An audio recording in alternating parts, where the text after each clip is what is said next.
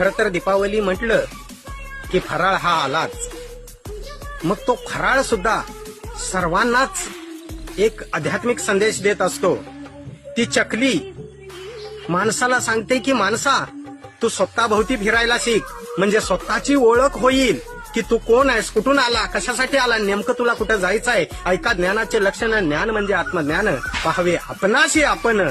तर या नाव बोली जे ज्ञान, ही चकली स्वतःभोवती फिरून फिरून संदेश देत असते.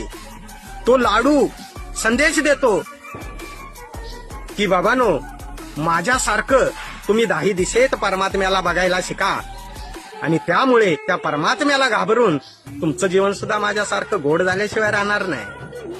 ती करंजी संदेश देते की प्रेम, नम्रता, सहनशीलता, दया, करुणा, विशालतेचं सारण तुमच्या स्वतःच्या मनामध्ये भरा, म्हणजे सगळ्यात प्रथम लोक तुम्हाला पसंत करतील. त्याच्याही पेक्षा मोठा संदेश ती शंकरपाळी देते की लहानपण देगा देवा, मुंगी साखरेचा रवा. आता याच्यापेक्षा सगळ्यात मोठा संदेश हा तो चिवडा देत असतो की सर्वांमध्ये राहत असताना काम झाल्यानंतर त्या कढीपत्त्यासारखं कुणाला सुद्धा टाकून देऊ नका. हा सगळ्यात मोठा संदेश कढीपत्त्यामधून हा चिवडा देत असतो.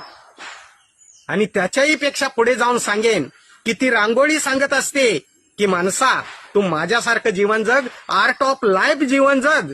संकुचित पार्ट ऑफ लाईफ जीवन जगण्यात काय अर्थ नाहीये.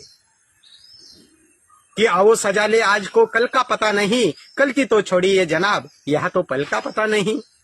ते दिवे सांगतात की माणसा, तुझं जीवन माझ्यासारखं झालं पाहिजे. मी जर घरात असलो तर घरातल्यांना आनंद देतो, मी जर दरवाजात असलो तर येणा जाणाऱ्यांना आनंद देतो, आणि मी जर भर चौकात असलो तर संपूर्ण गावाला आनंद देतो.